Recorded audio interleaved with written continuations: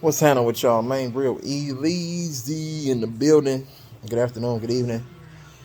You know what I'm saying? I'm going to come on here. I'm going to talk about this James Harden situation, man. You can't. It's one game. One motherfucking game, bro. And in that game, it made it seem like with all the storylines and all the slander that we've been giving James Harden and the Philadelphia organization, man, everybody knew that they was going to come out and whoop them like that, bro. Minnesota have been playing better. They have been playing well. You know what I'm saying? They're in playoff positioning right now as it sits in the Western Conference. But watching that game and watching highlights of that game, because I didn't watch the highlights, but I didn't watch the game, but I seen highlights. And I was watching how Minnesota's defense been playing. And I said, oh, wow. I said, Minnesota's not even showing any resistance. They're not playing no defense. It's just like they let them niggas like have a game like that. Like, you know what I'm saying? I was just like, this shit be looking, some of these games look strange as shit. James Harden was just doing what he do in his bag, step back threes.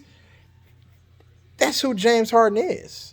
He hit a couple threes and got the team excited and whatnot, and Joel Embiid did what he do. That proves nothing to me. You know why? Because they didn't even try to attack. Anthony Edwards had a terrible game. You know what I'm saying? These motherfuckers didn't even try to go at James Harden on the other end and make his ass play defense. Test that hamstring out.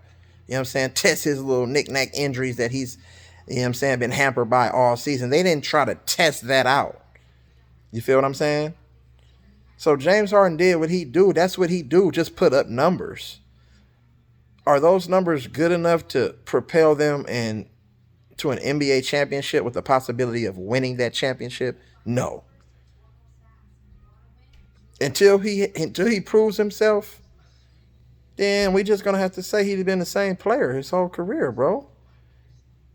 But I see a difference in DeMar DeRozan. See, I can compare a DeMar DeRozan and what he's doing right now to a James Harden.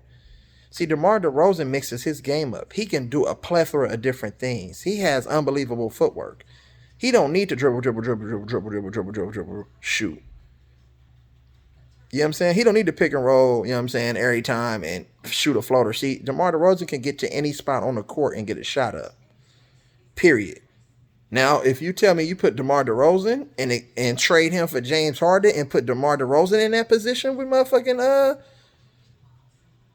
with, you know what I'm saying, the rest of those guys in that organization and Joel Embiid and them, then I say Philly the favorites. Just the way DeMar DeRozan's mentality is this season. I'm not going off of past years. DeMar DeRozan has a different mentality. But James Harden and Philadelphia, they will be upset or they will be bounced in the second round, in my opinion. Or it depends on matchups. It depends on who they play in the first round. If they were to play the Toronto Raptors, they might go home, bro. If they was to play the Boston Celtics, Philly might go home, bro. So it's all about matchups and positioning. So we're going to see in this stretch run, this last 22 games of the season, you know what I'm saying, in the second half of the season, we're going to see what type of team Philly is. We still don't know what type of team they are. Are they a defensive team? Are they a half-court team? Are they a transition team? You know what I'm saying? It's a lot of questions to be answered. One game against a team that's not really that good defensively and didn't have a good game defensively, you know what I'm saying? That proves to me nothing. It's one game. And just like this Brooklyn thing, we can look at KD and Kyrie and all these different players. We can say that, oh, these motherfuckers can be potentially unstoppable. But, see, chemistry, camaraderie is everything. And establishing an identity. What type of team will fucking Brooklyn be? It's a short period of time. And they're damn near in the fucking play-in game right now. They're on a terrible losing streak. Ben Simmons, you know what I'm saying, is set to return in less than a month. Motherfucking KD is supposed to return, you know what I'm saying, in less than a week. But look, you still have to gel. You still have to figure out rotation. You still have to figure out how many minutes guys are going to play. You still have to figure out what kind of team you're going to be. It's hard to just hit that light switch and expect All these motherfuckers going to the finals. With all these motherfuckers they going to the finals. No, you have to gel. We said the same thing about the Lakers, and look what happened. And now it's all these excuses. KD was playing at the top of his game. He had the Nets in first place. You know what I'm saying? Prior to all the injuries and the uncertainties and the trades and shit. You know what I'm saying? Yes, but still, you have to gel. You have to gel. Chemistry, identity, culture. I don't know what the culture in Brooklyn looks like. They just got a bunch of niggas who they got a bunch of rebels, nigga. That's all I see is a bunch of niggas who don't want to follow no orders. And I agree with Kyrie and his political stance, but still, nigga, he's rebelling against a system. So he's rebelling against that. KD, you can't really control him. KD is KD. He gonna do what he do. You know what I'm saying? These niggas is rebels. You seen how motherfucking what's the name got down? What's that nigga name? Motherfucking Ben Simmons. He a rebel, nigga. He don't want to follow the motherfucking team and organization instructions and advisory. So I don't know how this shit gonna gel. These niggas never played together. They might experience the same thing that Philly experienced. Frustrated with Ben Simmons because this nigga don't want to shoot the ball. You're going to need to rely on your role players. At least Draymond Green tries to score and shoots threes. At least he'll pull up for a three every now and then and hit him. You feel me? He hit him at a more higher rate and clip. You know what I'm saying? About 4 seasons ago. But all of a sudden, these past couple of seasons, he forgot how to shoot. He's like Ben Simmons. He doesn't want to shoot, so he'd rather just run offense.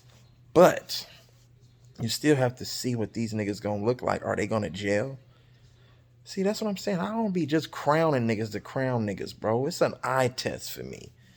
Yeah, them niggas are talented. That don't necessarily equate to winning the whole thing. Maybe you can string together a lot of regular season wins, but when it comes to winning the chip and the whole thing, niggas have to make sacrifices. You have to have selfless guys on your team.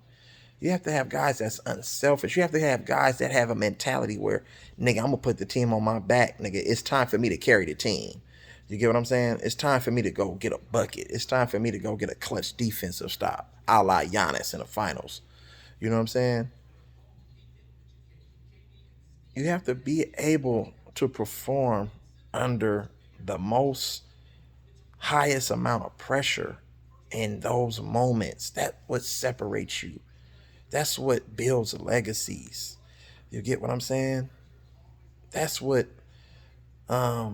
identifies you with the greatest in the game, and compare and the comparisons start to come.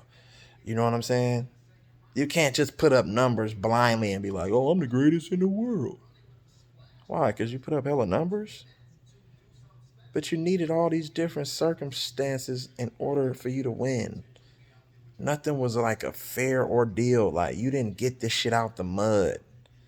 You know what I'm saying? You ran when the pressure got tough. You tasted what the finals looked like with one team and said, fuck that, I got to bail on these niggas because they're not good enough to win.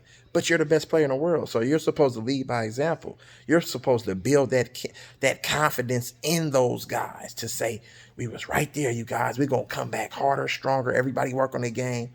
You know what I'm saying? I'm going to lead you guys. Follow my lead. If you're the greatest in the world, why wouldn't everybody want to follow your lead? Oh, my bad. They are following your lead. They're acting just like you. Selfish. Prideful. You feel me? Bitch made. Excuses. Complaining. You know what I'm saying? Chasing. Oh, running. Quitting. Come on, man. What we talking about here? Don't associate that nigga name with the a la Kobe's and Michael Jordans of the world. And the motherfucking Magics and the Larry Birds and the motherfucking Kareems and on, bruh. The greatest to ever do this shit, nigga. He ain't even the best in his era. It's hella other niggas that we can say, well, he got more chips in this, you know what I'm saying, in his era. Oh, he got just as many chips.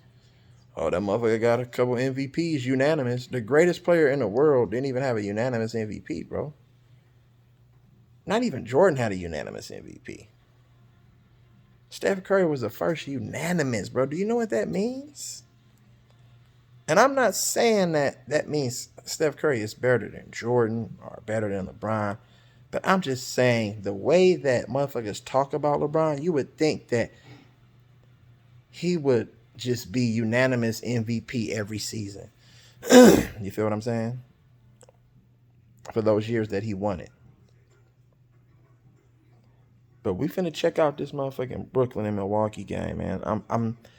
I need to see a different Kyrie. I need to see Kyrie pulling guys together in a small huddle when things not going right. I need to see Kyrie leading and directing guys and telling them where they can get, you know what I'm saying, what spots to be on the floor. I need Kyrie to take on the role of a Chris Paul because we know that Kyrie is a better scorer than Chris Paul, in my opinion. But Chris Paul is a better leader, and better leadership equates to winning. So I need Kyrie to kind of flip that switch. He needs to go into like Mamba mentality and become that leader. You get what I'm saying? And help his team, you know what I'm saying, overcome this tough stretch and finish out this season strong going into a playoff run. You get what I'm saying? So that's what I'm looking for. So make sure you like, you share, you subscribe, man. You feel me? Support your boy. Shout out to all the other YouTubers. You feel me? Shout out to the family, the squad. That's what I call them, man. Shout out to, Ticket TV. You feel me? I appreciate. Salute to that king. Salute to everybody. You feel me? And I thank all my supporters. And most importantly, I thank all my haters, which is mostly LeBron fans. Yes. Thank you. You feel me? Keep your friends close. Keep your enemies closer. Love, live life. You know what I'm saying? Smile, cry, laugh. You feel me? And love on your people. Straight up, man. You already know. E-Leezy, game time. Let's get it, man. You know what I mean?